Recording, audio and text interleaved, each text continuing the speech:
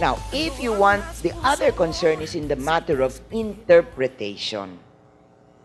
Because history, contrary to what many people say, you just have to memorize, the real skill in history is analysis and interpretation. Alam natin yan. Sabihin mo dito, noong 1521, dumating si Magellan. Okay. Spain arrived in 1521. Okay. Spain encountered the Philippines in 1521. Spain conquered the Philippines. Spain pacified the Philippines. Spain Christianized. Spain colonized. Pareho ba yun? They arrived, they encountered, they colonized. Every word, that's an interpretation. So whenever you say, oh, you read the history book for facts, oh, come on. Those statements are loaded. I'm not saying it's wrong to interpret. That's the job of the historian. But you have to back it with evidence.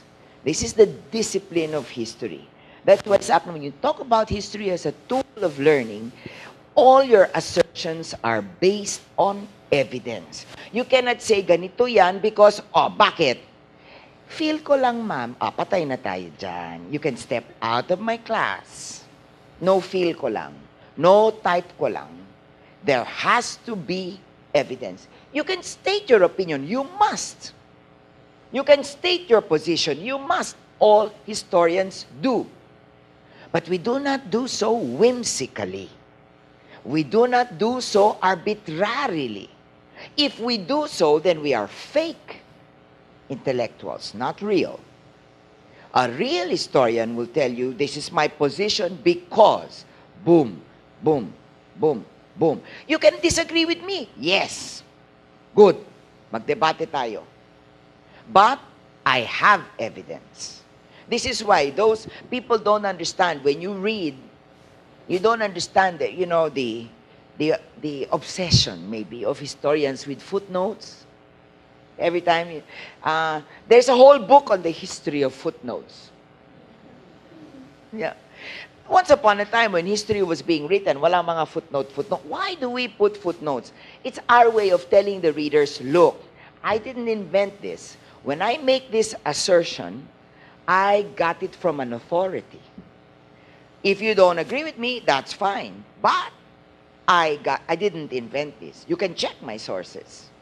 Check it if you don't agree with me. And judge for yourself. That's why we put footnotes. So that even when we make interpretations or we draw conclusions, you know that there is basis. So when I ask you, okay, why, bakit ganyan?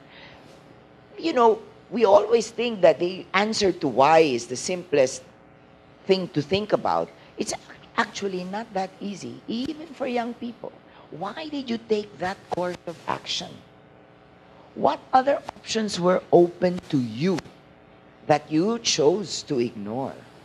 That's history. Because there's no such thing, I had no choice. Well, maybe. But you have to establish that. During the time of the war of the revolution, kalaban natin Espanya, pumasok ang US. Sabi ng ibang mga Pilipino na kuno revolusyonaryo, makipagkaibigan na lang tayo sa US, wala tayong laban dyan eh. Mas makapangyarihan yan, mas malakas yung kanilang, arms and, etc. Let's go along with them. And this is why the Aguinaldo government faced a lot of difficulty. It wasn't really the lack of arms, it was the lack of unity among forces. But these are assertions we make that you have to prove. So, I'm trying to say that history as a tool of learning requires very important skills or competencies that every citizen must possess. Not only because you vote, but more importantly because you make decisions in your everyday life. You will one day make decisions for your families. You will make decisions as professionals.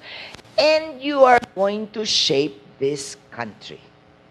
So you have to possess these competencies. My critique about the way history is taught is that it doesn't teach you any of these competencies.